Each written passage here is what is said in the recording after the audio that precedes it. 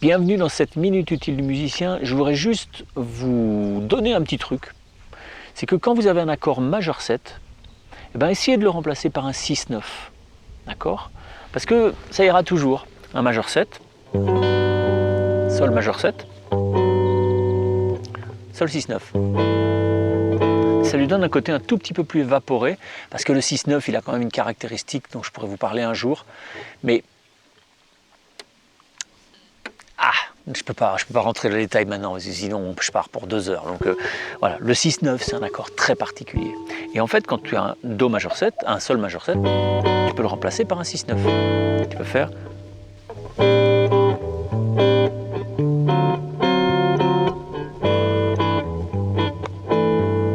Au début, c'était...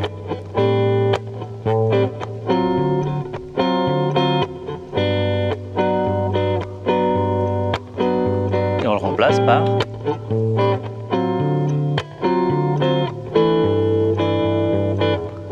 qui est un peu plus fin, okay, qui est un peu plus rigolo, tu sens bien qu'il y a une ambiguïté. Il amène une ambiguïté, d'accord? Tu vas pouvoir le remplacer à chaque fois que tu as un majeur 7. Ce sera toujours avantageux, ce sera toujours intéressant. Après, parfois, tu peux même le remplacer, tu peux même remplacer un 7e par un 6-9. Ça marche aussi, d'accord? Ça va dépendre de la fonction de cet accord de 7e. Parfois, il y a des accords de 7e qui doivent dire quelque chose, une fonction. Comment je peux vous expliquer? C'est comme un métier, d'accord? Les accords, ils ont des métiers, ils ont des jobs. Et il faut quelque part être fidèle à ces jobs qu'ils ont à faire, parce que quand même, il faut faire le boulot. Okay, tu peux lui changer sa tronche, changer son nom, changer l'allure qu'il a, les détails dedans, tout ça. Mais un truc qu'il ne faut pas trop changer, en tout cas dans un premier temps, c'est sa fonction, c'est ce qu'il fabrique. Okay, et donc ça va dépendre de l'accord de 7e. Mais parfois, un accord de 7e, tu peux aussi le remplacer par un 6-9. Okay, si tu fais un 2-5-1 en Do, ça fait...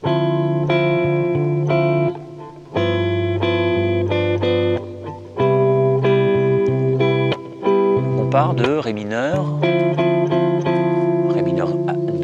okay, on peut faire Ré mineur tout court. Ensuite, Sol 7, Sol 7 à 13 là, mais Sol 7, et Do majeur 7.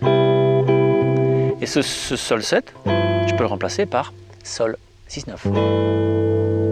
Donc ça va faire...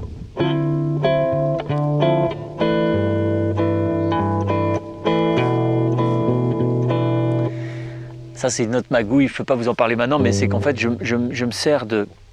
Je fais une espèce de 6-9 de Do. D'accord? Parce que je peux aussi remplacer le Do majeur 7 par un 6-9, mais je mets sa 7e majeure à la basse. Alors là c'est un peu têtu, c'est un peu un truc de jazzeux têtu, hein, d'accord? Donc ça fera...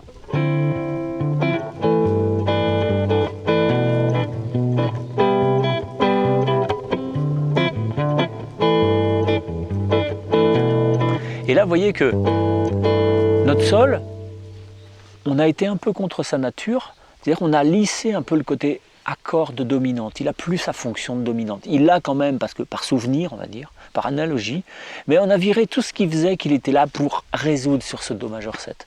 Donc on a ambigationné cette petite cadence là, on l'a rendu un peu plus ambigu en retirant certaines caractéristiques de notre accord de 7e. Mais ça marche quand même, parce que derrière on sait ce qu'il devrait y avoir.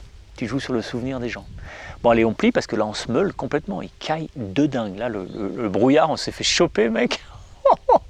C'est beau hein?